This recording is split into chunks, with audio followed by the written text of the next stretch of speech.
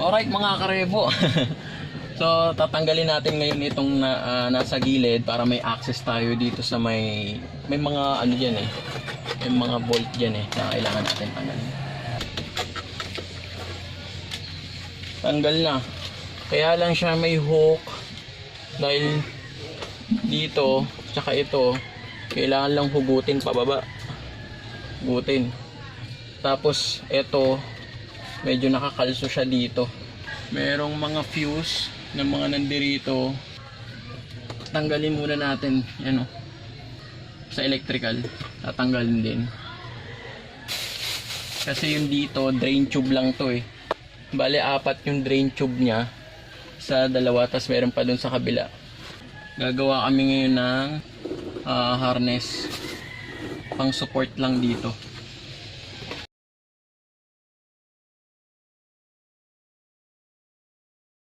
Ito kasi oh, pag na-open nyo na yung dalawang plastic na nandirito, ang itsura niya sa loob, ito siya. Ito yung daanan ng freon, ito. Tapos etong dalawang to, ito yung drain tube ng tubig lang yan. So iwasan lang ito na bumaba kasi pwedeng mahatak ito. Ang gagawin natin, alalayan ito. Kailangan may support para hindi siya bumaba, para hindi sumingaw itong freon. Unahin namin tanggalin itong left side para yung nandoon maalalayan din namin. So gagamit kami nito. Kita nyo ba? 10mm wrench.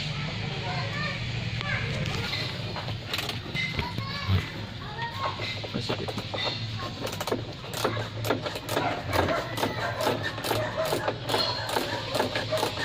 Dalawa. Meron pa isa. Ito. Kabila bumagsak din. So para maibaba nyo to, meron yan nakahook. Ito. Yan yung bakal na yan. Oh. Nakahook siya dito. Dito sa may butas na to. Pagka ibababa nyo na ito, tutulak nyo siya papunta dito. Tulak nyo para mahugot siya dito sa may butas na to. Tapos bababa na to. Unahin nyo muna ito. Tapos ang gagawin din sa kabila din, same lang siya. Meron din siyang hook. Itutulak nyo lang din siya papunta dito. Okay, tapos alalayan na ito. Alalay lang doon sa may freon. Tapos meron tong mga screw. Ito yung sinasabi nilang madaming screw. Yan o. Yan. So tatanggalin natin yan.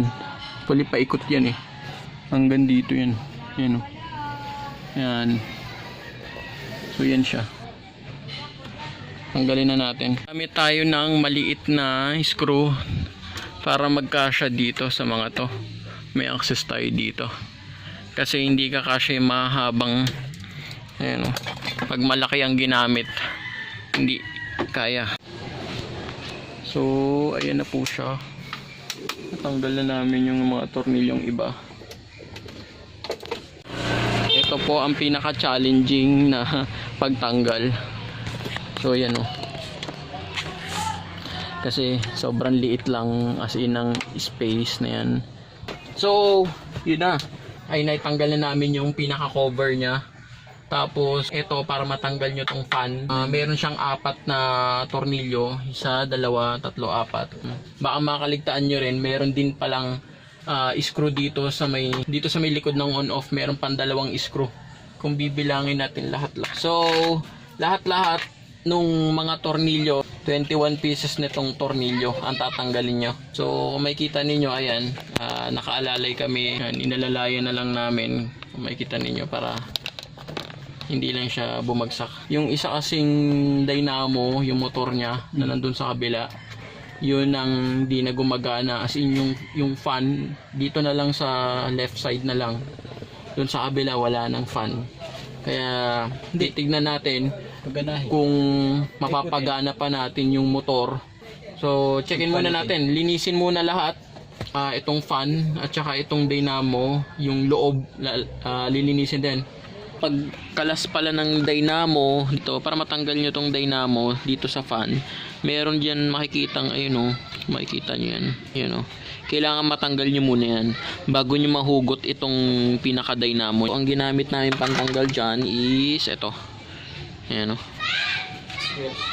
So isushoot nyo yan dito, ayan o, ito, yan. Pag natanggal nyo na yan, yan yung naglalak. Yan, yung maliit na yan. Itabi nyo yan. Napakaliit lang.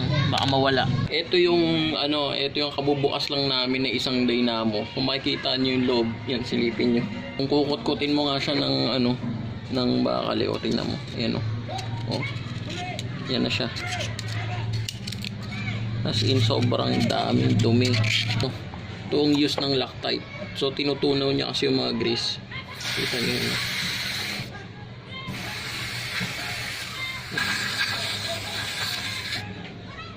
Kita nyo, sobrang itim yung ano niya. Tapos punasan nyo na lang yan ng tissue.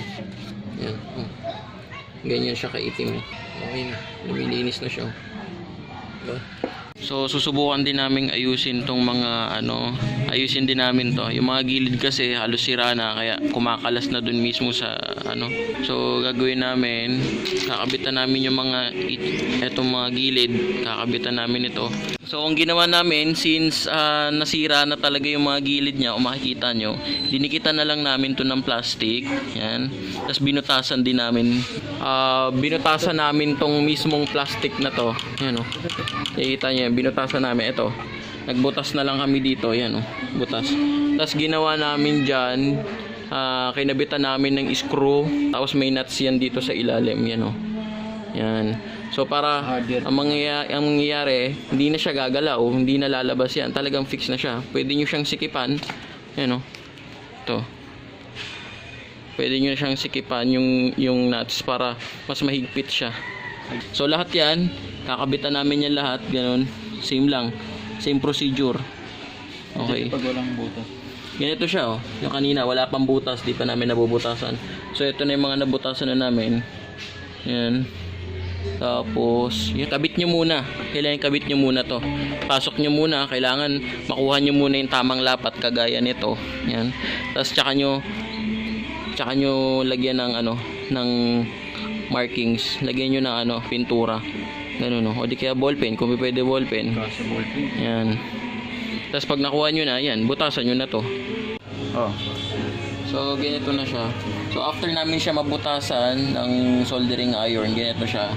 So, makikita nyo dito, itong isa, na tornilyo na namin yan. Ayan o, nailagay na namin yung tornilyo.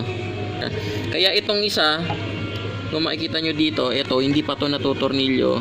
Kasi, kailangan, itong vent na to, kailangan mailagay muna yan dito. Kasi, pag naglagay tayo ng tornilyo, kasama to sa malalagyan ng tornilyo itong isa. Magkakarugtong yan. Ito, tsaka ito, magdidikit ng tornilyo yan.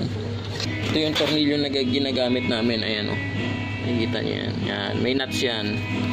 Tapos ipapasok lang natin yan dito. Medyo mahihirap lang siya kasi masikip talaga eh. Ayan o. Yan. Pag nilagay dyan, tapos dito mo siya lalagyan ng nuts. So para hindi kumalas yung nuts na yan, ang ginawa namin, yung dulo niyan, nilagyan namin ng super glue. Yan, para lang kasi pag iniikot-ikot nyo kasi yan sa labas, umiikot din yung nuts na yan eh. Para fix yung nuts, hindi umiikot, lagyan nyo ng glue. Makikita nyo, ayan o. Lahat yan, okay na. O, fix na yan, matibay na yan. Kasi naka-screw yan eh. O, hindi na basta-basta gagalaw, tsaka hindi mo na basta-basta mahuhugot yan. So, ayan guys, okay na ngayon ito. Naayos na namin yung itong mga itong vent na to. Kakabit na lang namin ngayon to. So guys, dito na natin ngayon matitesting yung ginawa nating aircon. Testingin natin ngayon kung gumagana at saka kung malamig. Pala yung mga ginawa namin kanina na ayan fix na to. Di na basta-basta mahuhugot, di na mabubunot kasi nakatornilyo na yan. So pwede yung gitna, taas. Ayan o. Hindi na siya nalalaglag ng malambot eh o. Ayan o. Matigas na yan o. Guys, ito na siya yung final result. Malamig na yung aircon. Maayos na yung takbo ng mga fan.